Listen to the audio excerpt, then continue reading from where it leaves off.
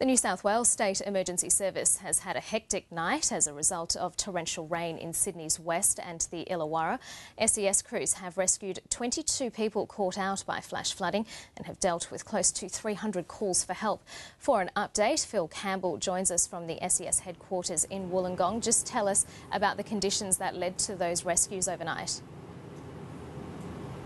We've had some torrential rain, and in Penrith the heaviest rain out there for about 15 years. That's resulted in flash flooding, particularly around the suburb of Londonderry.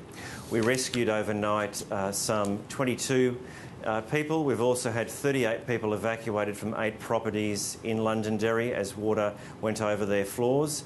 And we've had 285 calls for help. And amongst those calls for help, we've also rescued 150 greyhounds and 2 goats. And our SES volunteers also had to use, at the height of this flash flooding, flood boats. Such was the depth of the water out in that area. And we also know that there was rain forecast to hit as far south as Canberra. Have those rains hit as yet? We are seeing some heavy rain also now moving into the southern tablelands and the south coast, and the advice we have from the Bureau is that we're going to have some fairly heavy rain down there today. The potential is also for some more rain in Sydney later on today as well, and we are asking people down the south coast and southern tablelands to make sure they're well prepared, and of course we have our crews also on standby should they be needed. And what can residents do to prepare? One of the best things they can do with heavy rain is to clear out their gutters, downpipes and drains around their homes. Make sure they educate their children of the dangers of flash flooding. We saw just how severe that can be last night around Penrith.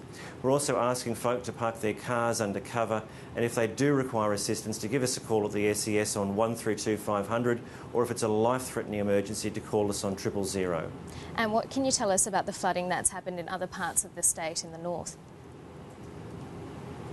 We still have some very significant flooding that's occurring in northwestern New South Wales, and we're finding these floodwaters are moving very quickly, much faster rather than some of the previous floods that we've had up there.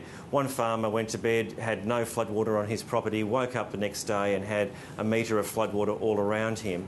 And that gives some indication of just how much water is around there and how quickly it's rising.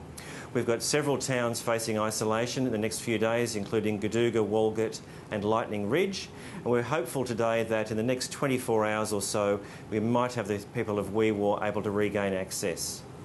That's great news. Let's just go back to the flooding in and around further south in New South Wales. When is that likely to turn into a flood warning? We've had what's called a flood watch, and a flood watch is a heads up for the possibility of flooding, and that's for coastal rivers south of Bateman's Bay. We are expecting that as the day goes on, according to the Bureau of Meteorology, that rain will increase and the likelihood of some of those river systems breaking into floods is much increased. So the warning we've got out for people is that they should prepare themselves, lift their pumps, move livestock and equipment to higher ground, prepare their homes for that possibility that there could be some flooding on those coastal rivers south of Bateman's Bay later on today or into tomorrow. Phil Campbell, thanks for the update. Thank you.